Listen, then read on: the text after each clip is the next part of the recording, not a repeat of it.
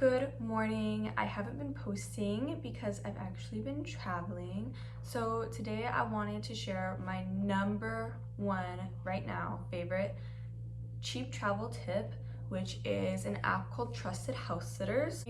So basically the app allows hosts who are going out of town to find millions of people who want to house sit or dog sit, and then me, a traveler or a house sitter or a dog sitter, is gonna make an account for $150 a year. Maybe that sounds a lot for an app subscription, but when you think about how many Airbnbs you're saving on, that's only like a night's worth. Even if you use the app once, it's worth it. So basically, I can go on the app and I can literally look anywhere in the whole entire world. I can choose my dates I want to go, I can choose the pets I want to sit, and I apply with a little nice message of why I want to sit their house, and I can literally apply anywhere in the world. Of course, the more applications you send, the more likely that you are going to get accepted. And also, like, be open-minded. I want to go to Italy, but I could also go to Australia, so I applied to both, and it's like a 50-50 chance, and I actually just got accepted to Australia. So, you know, if you have like a big open mind about where you want to go, that would be helpful. But you also get a really cool experience because you're not in a hotel, you actually are in the neighborhood, you feel like a local, you normally get to eat their food, which is interesting because you see what other people buy to eat, and then you also get a pet to hang out with, and like that can sometimes be a really cool thing. Like you can go to the dog park with the pet or bring them on walks, and it helps you kind of really be a local and give you company as well. The app is like a free Airbnb for you, and for them it's like a free house sitter, so nobody gets paid, there's no money involved. Wanted to give a few tips on how you could make money while you are traveling. So one of the ways is if you are staying, so I have one that is going to be 3 months in Arizona, that you can literally have any normal job that you would have at home, like any teenager job. So you could literally work at a restaurant, make lots of money. You could work at a strip club, you could work at a grocery store, you could work at any retail, like anything like that. Another way would be care.com babysitting. So it's an app. I think you pay like $1.99 subscription. I don't remember if that's for a month or a year. But if you have any experience babysitting, they also have senior care and house cleaning. Babysitting is, to me, somewhat easy, and I think to most girls, I would say.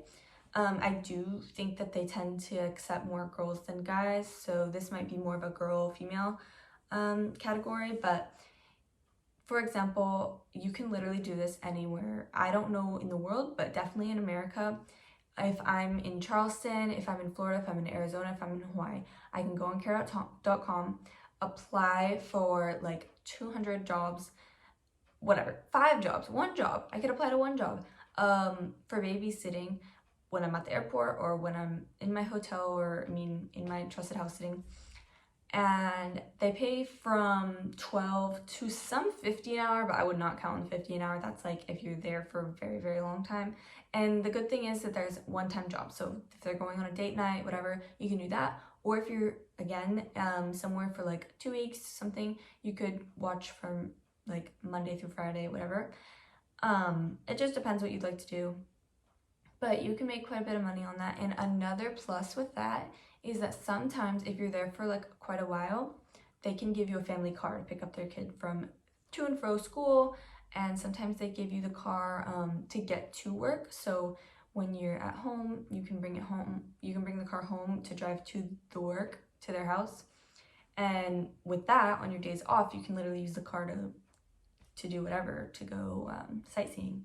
You can do drop shipping. So you can totally, I'm not going to do like a whole thing on what drop shipping is, but you go on Alibaba, you choose a item that you want to wholesale, you buy like 30 plus items of it, you make a Shopify account, and you sell that item for a marked up price. So let's say you buy pens for 90 cents and you sell them for $5 a pack. So you're going to make profit off of that while you travel. It's passive income. You almost have to do nothing with the Shopify. They order it for you, ship it for you. So that's a great way to make money on the go. You don't have to be in one location.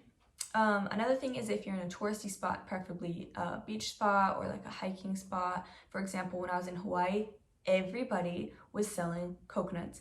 In certain locations, you could definitely find coconuts in the trees, put up a little stand, cut them open, put a straw in it, sell it for $10 to $30. That's what people were doing. So not everywhere has coconuts. I know that. So what you could do is if you have a Costco membership, you get some ice cream and a cooler, and Costco has a really good return policy, so you could probably return that cooler. But even if you don't, it's probably still a good investment if you get some sodas and some ice cream, get a rolly cooler, pull that to the beach and sell it, and people will probably buy it. And especially like waters, just waters next to a hike, you're gonna make money off of that. So it is some work, and you do have to make an investment into buying the cooler and stuff, but you definitely could do that.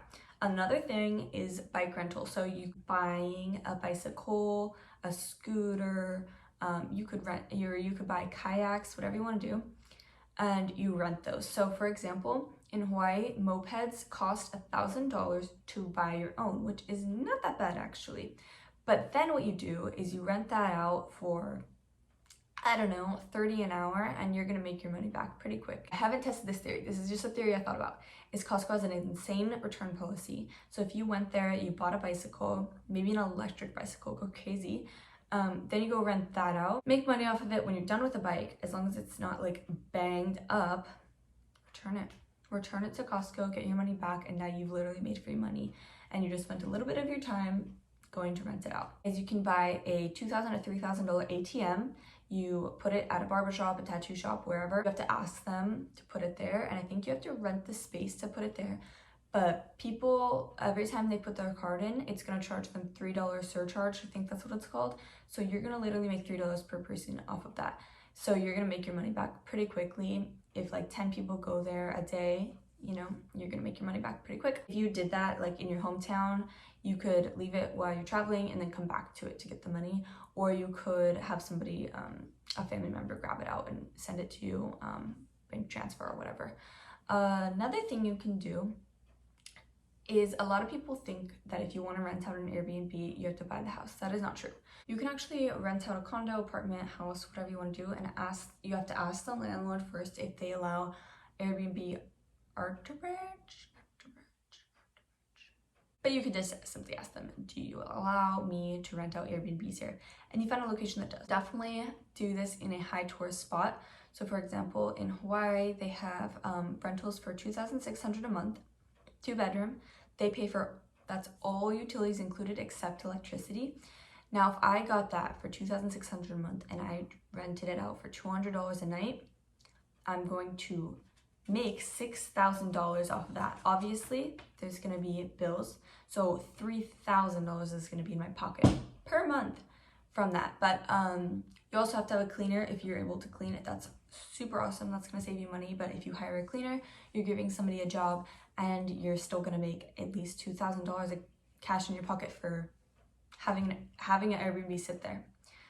You just have to furnish it, but a great way is Craigslist, thrift stores, and military housing. They move a lot, so they have a lot of furniture that they turn over quickly. The last few is Instacart. If you do have a car, if you have a rental car or anything, then you can definitely do Instacart. You make about $33 an hour, and you just go shopping for people. I find this more lucrative than DoorDash, but you could do DoorDash. Another one that I'm not the biggest fan of, but a way you could make money, is doing WAG or Rover dog walking app, where you just sign up, people schedule you to walk their dog. Only thing is with this, you have to pay like a $50 yearly subscription or something, which I know could be worth it. I just don't want to do it because I'm like, what if I don't get a job from it, you know?